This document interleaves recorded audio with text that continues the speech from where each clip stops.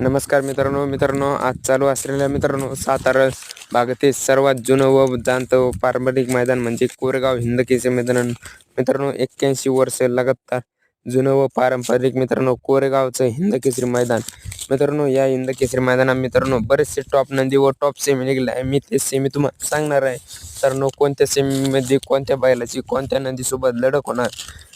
प्रथम सर्व करूया सेमी 1, 2 आणि 3 या सेमीमध्ये आपल्या इकडे सातारा भागातले एकही नंदी नाही लागला आहे सगळे सुरू करूया सेमी 4 व तास क्रमांक 10 वर आपल्याला द्वारलिकाचा हरण्या आणि बादल द्वारलिकाचा हरण्या आणि बादल सेमी क्रमांक 4 व तास क्रमांक 10 वर सेमी 5 व तास क्रमांक 5 वर मोठ्या मैदानातला मोठा वस्ताद म्हणून अशी ओळख असलेला रायफल आणि बादल सेमी 5 व तास क्रमांक 5 वर रायफल आणि बादल सेमी 6 मध्ये आपल्याला पंढरशेठ फडके विगर पनवेल यांचा घरचा साज तास क्रमांक 4 वर पळताना दिसेल. सेमी 6 वर पंढरशेठचा घरचा साज सेमी तास 4 वर पक्षा आणि अर्जुन आपल्या पळताना दिसेल. सेमी 7 मध्ये तास क्रमांक 1 वर आपल्याला बावधनचा लक्ष आणि 4x4 गजा दिसेल.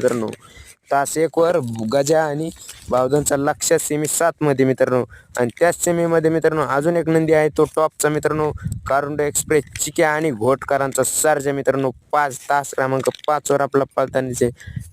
या सेमी 7 मध्ये अटीतटीच लढत होणार आहे बघूया आपण कोण जिंकतं.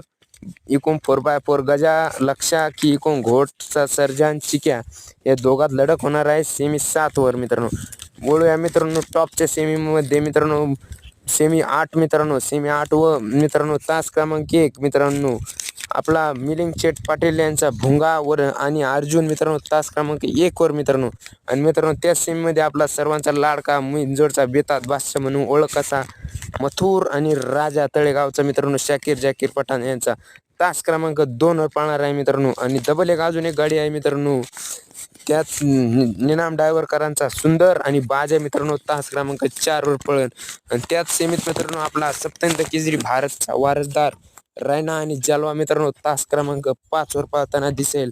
ही सेमी 8 आहे कोण बाजी मारेन कमेंट मध्ये नक्की सांगा.